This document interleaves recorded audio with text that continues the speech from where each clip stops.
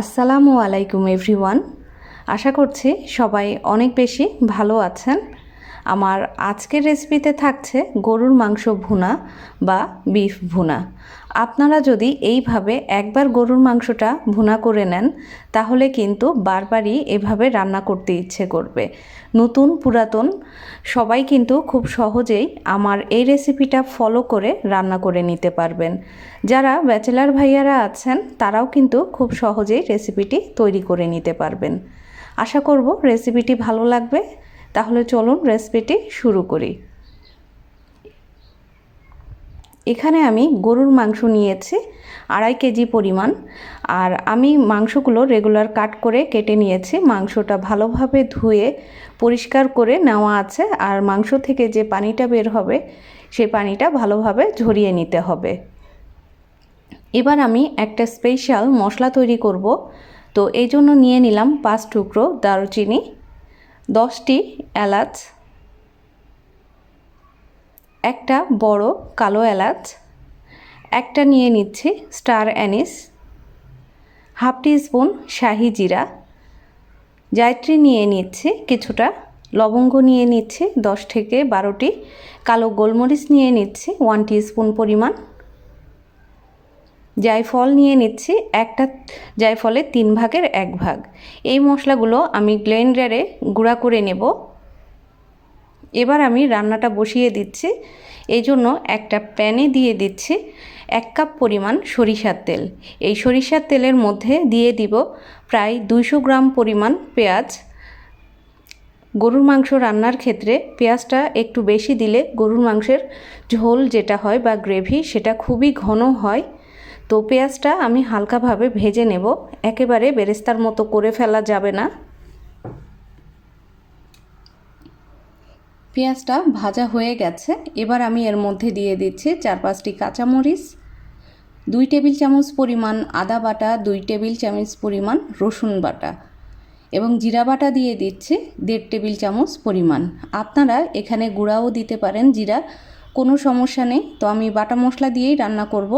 হলুদ গুঁড়ো দিয়ে দিচ্ছি 1.5 টেবিল চামচ এবং লাল মরিচের গুঁড়া দিয়ে দিচ্ছি 1 টেবিল চামচ পরিমাণ, লবণ স্বাদ মতো। ঝালটা আপনারা কম বেশি করে নিতে পারেন। দিয়ে দিলাম 3টি তেজপাতা।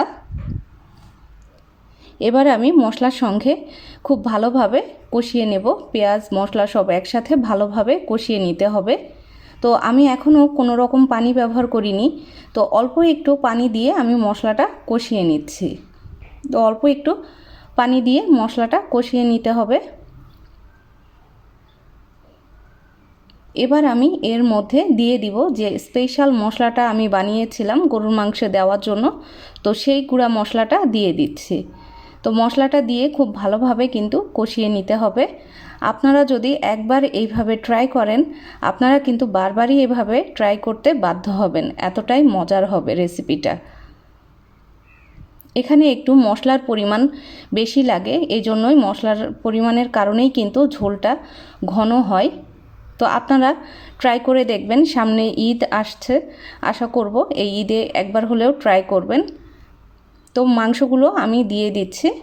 তো আমি যেহেতু এখানে 2.5 কেজি পরিমাণ মাংস রান্না করছি সেইভাবেই কিন্তু মশলা দিয়েছি।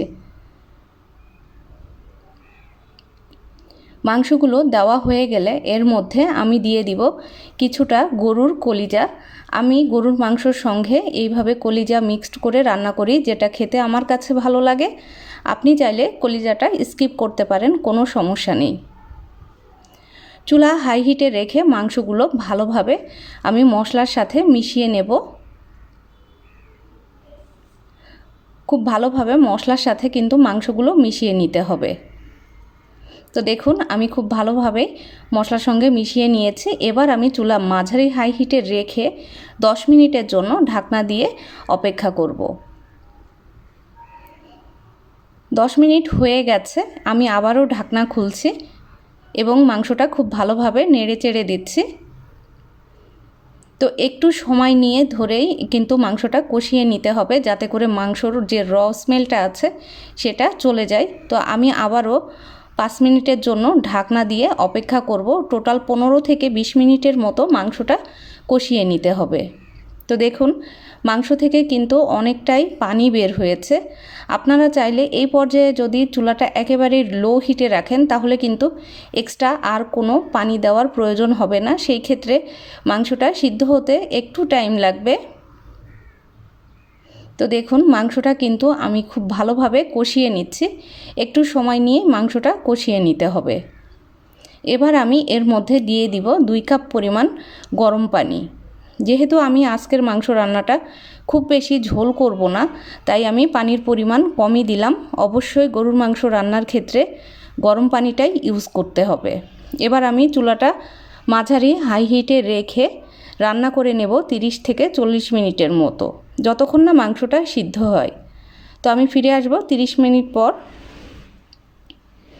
তো দেখুন 30 মিনিট হয়ে গেছে। এখন আমি ঢাকনাটা খুলে নিচ্ছি। ঝোলটা কিন্তু খুব সুন্দরভাবে ঘনত্বে চলে এসেছে। এর মাঝে আমি দিয়ে দিব এখন 1 টেবিল চামচ পরিমাণ ভাজা জিরার গুঁড়া। অবশ্যই মাংস রান্না শেষে এভাবে ভাজা জিরার গুঁড়া এবং হাফ কাপ পরিমাণ পেঁয়াজের বেরেস্তা দিয়ে নেবেন। তাহলে কিন্তু মাংসর টেস্ট একেবারেই ভিন্ন আসবে। আপনি যখন রান্না করবেন তখনই কিন্তু বুঝতে পারবেন যে এটা থেকে কতটা সুন্দর স্মেল আসে। তো সব কিছু খুব ভালোভাবে মিশিয়ে নিতে হবে। তো দেখুন মিশিয়ে নিয়েছি। ঝোলটা কিন্তু একেবারেই ঘন হয়েছে। এবার আমি চুলাটা বন্ধ করে দিব। চুলাটা বন্ধ করে চুলার উপরে স্ট্যান্ডিং টাইমে রেখে দিব 10 মিনিটের জন্য।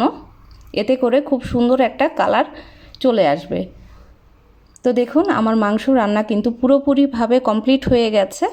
আশা করব আমার আজকের এই গরুর মাংস রেসিপিটা আপনাদের সবার কাছে খুব ভালো লেগেছে। এটা আপনারা অবশ্যই ট্রাই করবেন। পোলাও অথবা রুটি ভাত সব কিছুর সাথেই খেতে পারেন। আজকের রেসিপি এ পর্যন্তই। সবাই ভালো থাকবেন। আল্লাহ হাফেজ।